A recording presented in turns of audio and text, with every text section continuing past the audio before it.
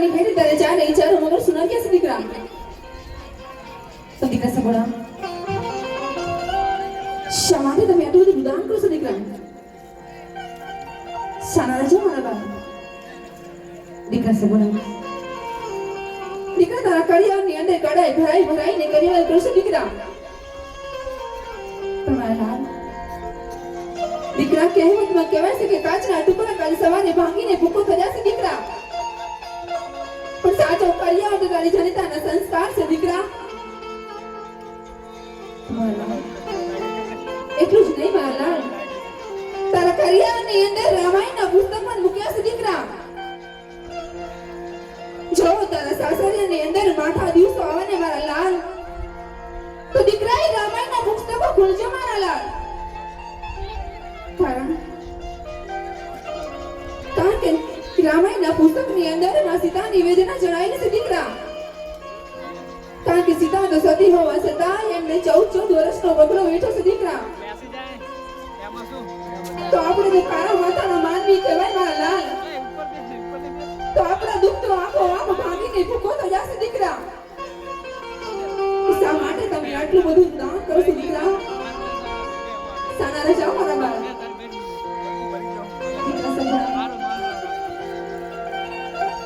લીલુડા માંડવાની હેઠે તારી જનિતાને સૈયર સમજીને કોઈ પણ તારા મનમાં વાત છુપાઈ હોય દીકરા એ હકીકત કહેતા જાઓ મારા લાલ કહેતા જાઓ અરે હા માતાજી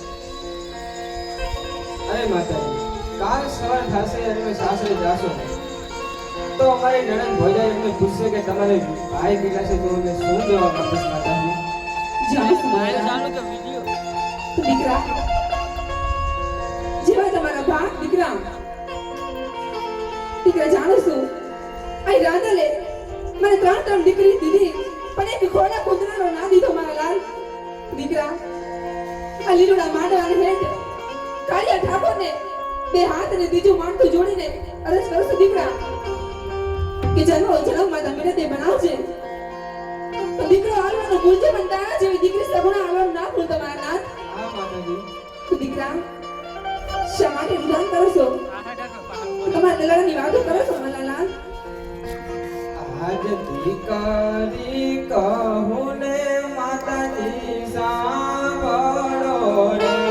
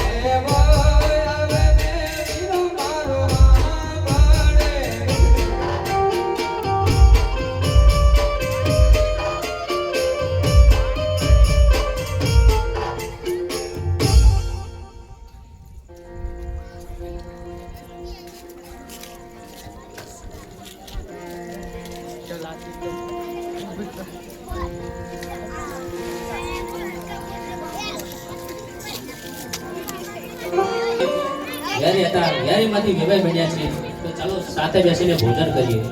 અરે રાજુ યજમાન, ભોજનની વાત તો પછી રાજુ યજમાન, પણ આજ પહેલા મને એ વાત જણાવો કે આજ દીકરી વળાવતા તમારી આંખમાંથી આટલા બધા આંસુ કેમ આવી રહ્યા છે? અરે રાજા ભટિયાર, આ દુનિયાને એવો કયો બાપ કે જેની દીકરી સાસરે જાતી હોય અને એની આંખમાં આંસુ ના હોય. અરે શું રાજુ યજમાન, એ તો રાજા ભટિયારને પણ ખબર છે કે જેમની દીકરી સાસરે જાતી હોય એ પિતાની આંખમાં આંસુની ધાર જ હોય છે, પણ આ આંસુ મને કંઈક અલગ જ દેખાય છે. માટે તમારા સંતાનની અંદર દીકરા કેટલા અને દીકરીઓ કેટલી એની મને ઓળખાણ કરાવો રાજુ યજમાન. અરે રાજા ભટિયાર, જો તમે દીકરી દીકરાની વાત કરતા હોય તો મારી દીકરી લાસા લક્ષ્મીને સગુણા ત્રણ દીકરીઓ છે, અને જો તમે દીકરાની વાત કરતા હોય તો મારા દીકરો એટલી નથી. અને ખબર રાજુ યજમાન, જો આ વાતની મને પહેલા જાણ હોત તો મારા પુત્ર પ્રતાપની જાન તમારા પોતાના ઘરના વેલે જ ના હોત. અત્યારે તો મારા પુત્ર પ્રતાપની જાન પોતાના ઘરના ભાગર પહોંચી છે, એટલા માટે હું જાઉં છું.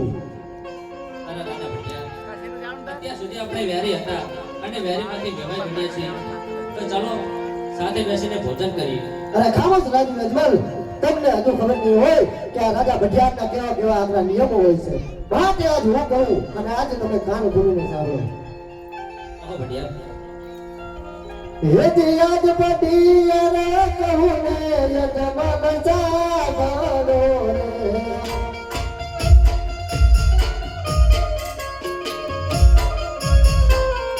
એ કરી દઉં મારા દિલના વાત પટિયાર.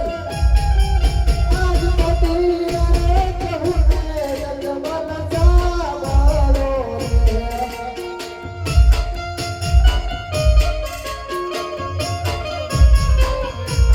એ દિયાજ માજીયા ના બનો પટિયાર ગમાતા નથી.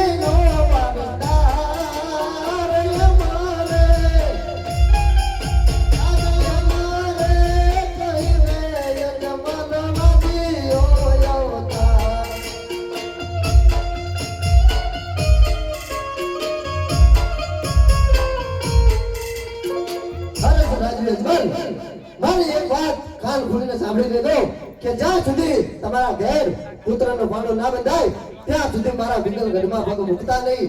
અને જો કદાચ પગ મૂક્યો અને રાજાને ભટિયારને ખબર પડી તો આજ તારા ધડથી મસ્તક જુદા કરી આજ મારા ગઢના આંગણે લટકાવી દઈશ રાજુ યજમાન. અરે રાજા ભટિયાર, મારી પણ એક વાત સાંભળતા જાઓ. જ્યાં સુધી મારા સતીને કે દીકરો નહીં થાય ત્યાં સુધી પિંગલ ઘાટનો ઝાડવા દઉં છું, પણ મને પિંગલ ઘાટનું પાણી પણ અઘરાજ છે. અરે ખામોશ રાજુ યજમાન, કદાચ જો તને એમ હોય કે આજ મેં દીકરી ભણાવી અને મારા વેર વળી ગયા તો એ વાત ભૂલી જાજે અને જો તારે વેર વાળવો હોય તો આવજે મારે પિંગલગઢને પાદર જય માં ભવાની અરે પ્રધાનજી અરે કહો મહારાજા માતાશ્રીને બોલો. આજ પરદાન બોલાવે માતશ્રી આવજો રે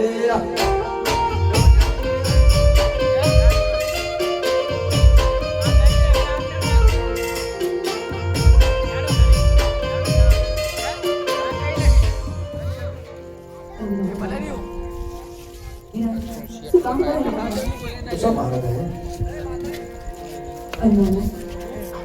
રાજી બોલું શું કામ હે?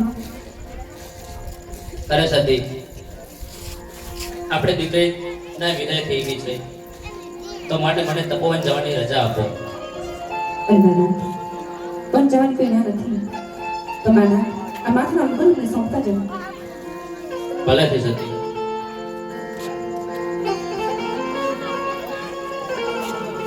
આજ માથાના મુગટ સતી તમને સોંપો.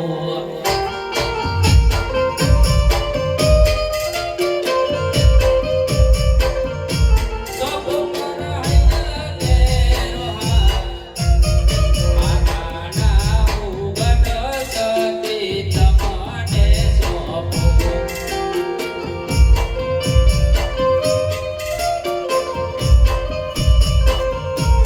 આજે માથાના મુગટ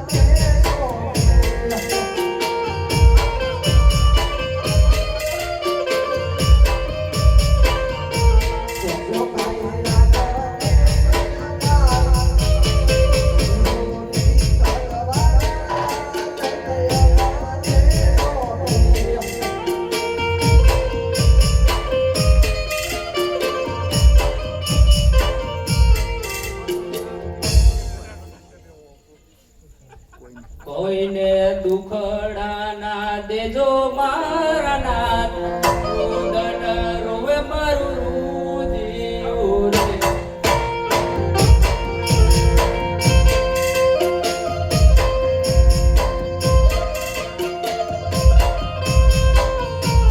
કોઈને વાંચિયા નામ રાખો મારા નાથ.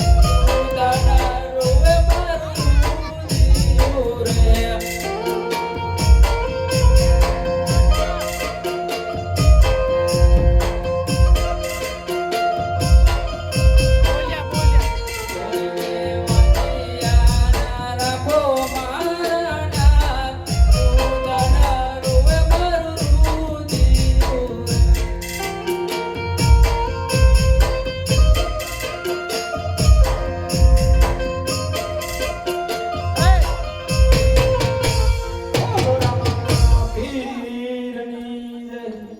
કાલ વહેલા સર